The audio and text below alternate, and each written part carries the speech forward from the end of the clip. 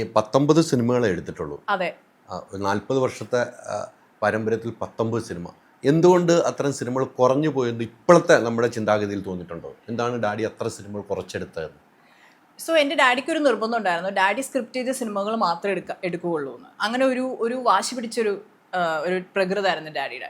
അപ്പം ഇതിനകത്ത് ഗുണമുണ്ട് ദോഷമുണ്ട്. ബിക്കോസ് ഒരു കാലഘട്ടം കഴിയുമ്പോഴത്തേക്കും ഡാഡിക്ക് പിന്നെ സ്ക്രിപ്റ്റ് എഴുതാനുള്ള ഒരു ബുദ്ധിമുട്ടും ഇതൊക്കെ വന്നതിന് ശേഷം പലരും ഡാഡി പ്രൊഡ്യൂസേഴ്സൊക്കെ അപ്രോച്ച് ചെയ്തു. ഈവൻ പല ആക്ടേഴ്സും പല സബ്ജക്റ്റുകളായിട്ട് ഡാഡി അടുത്ത് വന്നു സാർ ഇങ്ങനെ. പക്ഷേ അപ്പോഴൊക്കെ ഡാഡി പറഞ്ഞില്ല, എനിക്ക് എൻ്റെ സ്ക്രിപ്റ്റ് എഴുതാതെ ഞാൻ സിനിമ എടുക്കില്ല എന്നുള്ളൊരിതായിരുന്നു.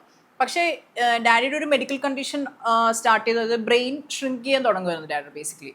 അപ്പോൾ അത് ഞങ്ങൾ ഈ ഒരു ഡോക്ടർ ഡാഡി വർഷങ്ങളായിട്ട് ട്രീറ്റ് ചെയ്യായിരുന്നു. അപ്പോൾ അദ്ദേഹം ഈ റീസെൻ്റ്ലി ഡാഡി മരിക്കുന്നതിന് സമയത്ത് ഞങ്ങൾ കൊണ്ട് അഡ്മിറ്റ് ചെയ്ത് ആ ഒരു സമയത്ത് ഞങ്ങൾ പോയി സ്കാനൊക്കെ ചെയ്ത സമയത്ത് പുള്ളി പറയുന്നു ഇത് ഒരു പക്ഷേ ഒരു 1995 തൊട്ട് ഈ ഒരു മെഡിക്കൽ കണ്ടീഷൻ സ്റ്റാർട്ട് ചെയ്ത് കഴിഞ്ഞു എന്ന് പറഞ്ഞിരുന്നു. പക്ഷെ അന്നത്തെ നമ്മുടെ മെഡിക്കൽ അത്ര അഡ്വാൻസ് ഇല്ലാതെ നമുക്ക് അന്ന് ഡിറ്റക്ട് ചെയ്യാൻ പറ്റിയില്ല. ഒരു പക്ഷെ അതായിരിക്കും ഡാഡിയുടെ ആ ഒരു ക്രിയേറ്റിവിറ്റി ആണ് കുറച്ചുകൂടെ ഒരു ഡിമ്മാക്കിയതെന്ന് ഞാൻ വിശ്വസിക്കുന്നു.